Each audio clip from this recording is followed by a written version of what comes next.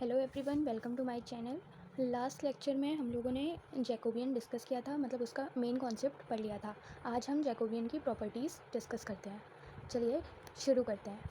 First property है हमारी, if u and v are the functions of x and y then Jacobian of u and v in respect to x and y into Jacobian of x and y in respect to u v is equal to 1। हमको यहाँ पे दिख रहा है कि किसी भी Jacobian का उसके रेसिप्रोकल से अगर हम मल्टीप्लाई कर रहे हैं तो 1 आएगा। Similarly in the case of 3 variables, इसमें हम वही करते हैं जैसे हमने बताया था जैकोबियन के मेन कॉन्सेप्ट में कि u v w है अगर, तो पहले हम u का इन तीनों के रिस्पेक्ट में पार्शियल डिफ्रेंशिएशन कर देंगे, फिर v का, देन w का।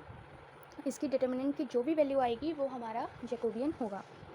सेकेंड प्रॉपर्टी है हमारी, if u and v are the functions of r and s where r and s are the functions of x and y then Jacobian of u and v in respect to x and y is equal to Jacobian of u and v in respect to r and s into Jacobian of r and s into in respect to x and y।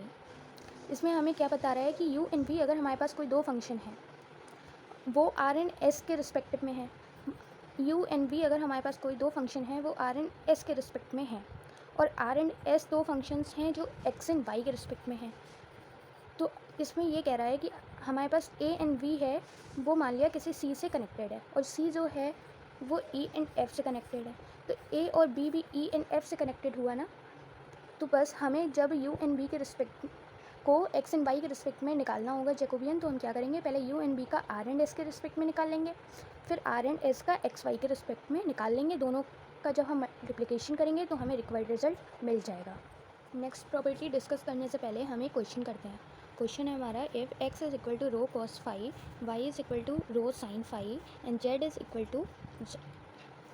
हमें क्या show करना है, Jacobian इसका क्या आएगा, रो। तो हम इसको कैसे सॉल्व करेंगे, हमें पता है हमें सबसे पहले क्या निकालना है, x y z in respect to rho phi z. सबसे पहले डिटर्मिनेंट बना लेते हैं।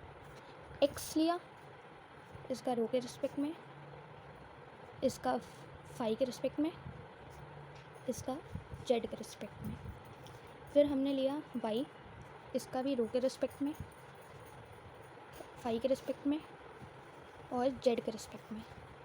देन हम लेते हैं जेड, इसका हम रो के रिस्पेक्ट में डेल निकालते हैं, then in respect to phi, then in respect to z. इस डिटर्मिनेंट को हमें इतने एलिमेंट्स निकालने हैं। अब हम क्या देखते हैं, हमारे पास क्या है, एक्स हमने देखा, इसको हमें रो के रिस्पेक्ट में करना है। रो के रिस्पेक्ट में जब हम इसका पार्शियल डिफरेंशिएशन निकालेंगे, del x y del rho निकालेंगे, तो क्या आएगा हमारे पास, कॉस फाई। फाई के रिस्पेक्ट में तो क्या आएगा, minus sine phi rho. X का जेड के रिस्पेक्ट में, जेड है ही नहीं इसमें तो आ गया 0। वाई का रो के रिस्पेक्ट में साइन फाई, वाई का फाई के रिस्पेक्ट में रो कॉस फाई। वाई में जेड नहीं है, अगेन 0।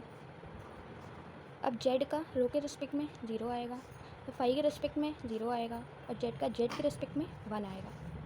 सॉल्व करने पे हमारे पास क्या आएगा, हमने देखा यहाँ पे आएगा cos square phi rho plus, ये माइनस करेंगे ना तो हो जाएगा minus minus plus rho sine square phi.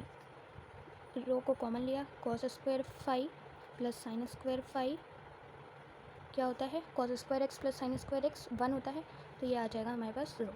यही हमारा RHS है, ये हो गया प्रूफ। अब अगर हमारे पास ये रिज़ल्ट आ गया जो क्वेश्चन में पूछा गया था, लेकिन अगर हम फर्स्ट प्रॉपर्टी से देखें, अगर हमसे पूछा गया होता इसका अपोजिट यानी कि रेसिप्रोकल, तो हम कैसे निकालते हैं, तो हमको फिर से वो उतनी लंबी डिटर्मिनेंट निकालने की ज़रूरत नहीं है।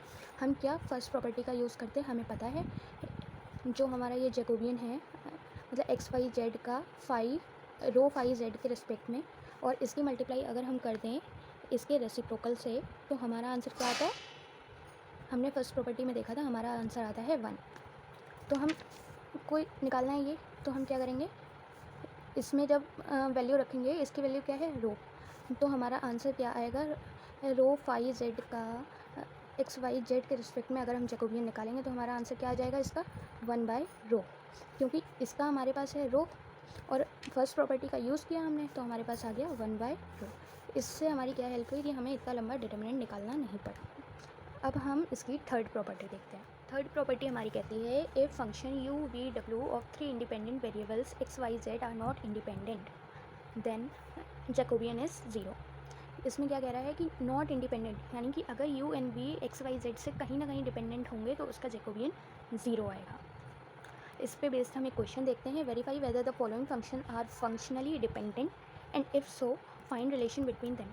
अगर डिपेंडेंट हैं तो उसका रिलेशन निकालना है हमें। u दे रखा है x plus y upon 1 minus x y और v दे रखा है tan inverse x plus tan inverse y। अब हमने प्रॉपर्टी में सीखा अगर वो डिपेंडेंट होगा तो हमारा जैकोबियन आएगा 0, और डिपेंडेंट नहीं हुआ यानी कि इंडिपेंडेंट हुआ तो हमारा जैकोबियन 0 नहीं आएगा। तो सबसे पहले हमें क्या चेक करना है ऐसे क्वेश्चंस में, जैकोबियन निकालना है।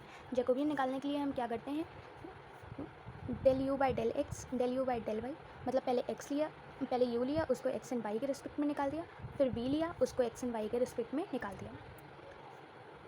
जब हम इसकी वैल्यूज़ निकालेंगे तो हमारे पास कुछ ऐसे आएंगे। u का हमने x के रिस्पेक्ट में निकाला है, ये आया। v u का y के रिस्पेक्ट में, y देखा है y के रिस्पेक्ट में, ये आया। ऐसे ही v में जब हमने वैल्यूज़ निकाली हमारे पास आंसर आता है ये।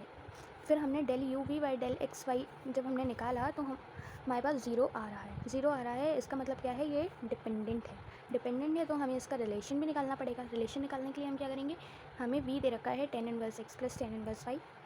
हमने एक फॉर्मूला पढ़ा था 12th क्लास में tan a plus tan b, उसी टाइप से हम यहाँ लगा देंगे tan इनवर्स में x plus y upon 1 minus x y. ये हमें में वैल्यू दे रखी है u की, x plus y 1 minus x y, ये हो गई हमारी u की वैल्यू। यहाँ हमने सब्स्टिट्यूट करी तो हमारा रिलेशन आता है tan v is equal to u। इससे ये कंफर्म हो गया कि u एंड v आपस में डिपेंडेंट हैं by the formula tan v equal to u।